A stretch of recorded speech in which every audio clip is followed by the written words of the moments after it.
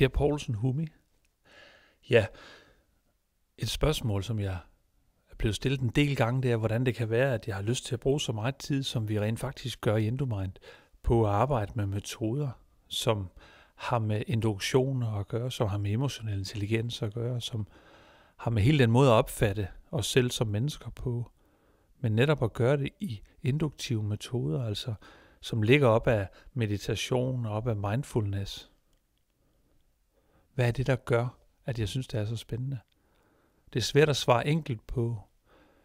Hvis vi tager udgangspunkt i mange af de oplevelser, jeg har haft med coaching, hvor det virkelig har flyttet noget, og rigtig hurtigt, og lavet massive, store forandringer, som jo egentlig er ens mål som coach, hver gang man sætter sig ned med en fokusperson, så er det jo at ændre noget positivt for det menneske her og nu.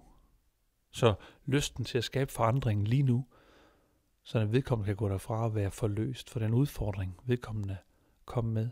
Det er jo essensen af det. Og rigtig mange gange af de oplevelser, jeg har haft, hvor det er sket, der er det fordi, jeg har haft mulighed for at bruge induktion som metode.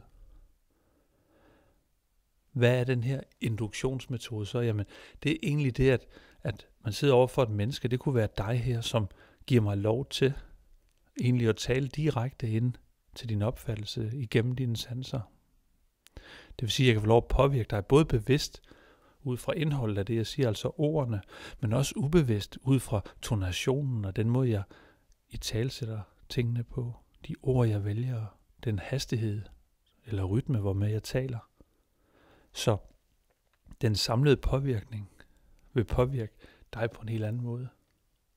Hvis jeg skulle give et meget lille eksempel, så kunne vi lave et lille test, hvor du nu har mulighed for bare at give mig lov til at påvirke dine fysiologiske reaktioner. Fordi alt det her, det kræver egentlig, at du er åben, og du vil give mig lov. Hvis du ikke vil det, så vil det være utopi at tro, det kunne lade sig gøre. Og hvis du vil det, så vil jeg bede dig om bare at slappe helt af. Tag en dyb indånding, og så bare pust langsomt ud gennem næsen, mens du bare slapper helt af. Giv dig lov til at slappe af og være helt til stede, og bare lyt til, hvad jeg siger til dig. Så vil jeg bede dig om ikke at fugte dine læber fra nu af. Det vil sige, at det næste minut, der vil jeg bede dig om overhovedet ikke at fugte dem. Nu er jeg overbevist om, at du ikke er sådan en, der går og fugter dine læber igen og igen, fordi at de sandsynligvis ikke bliver tørre og tørre, når du sådan bare går rundt. Fordi der er en naturlig balance i tingene. Så det bedste, du kan gøre, hvis du ikke vil risikere at ryge i her, det er at lade være at tænke på, at dine læber bliver tørre og tørre. Og overfladen bliver lidt mere sådan klistret og udtørret. Så hvis du først begynder at tænke på det, så vil reaktionen komme så hurtigt. Og det vil være en påvirkning af din fysiologi. Meget enkelt. Kun med formuleringer, tonationer, betoning af ord. Så enkelt kan man sige, at man kan lave en induktion. Nøjagtigt ligesom et induktionskomfur. Kan man påvirke, uden egentlig at påvirke.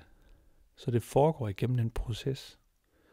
Det er i hvert fald en meget enkel måde at forklare, hvad induktion er på. Tag en dejlig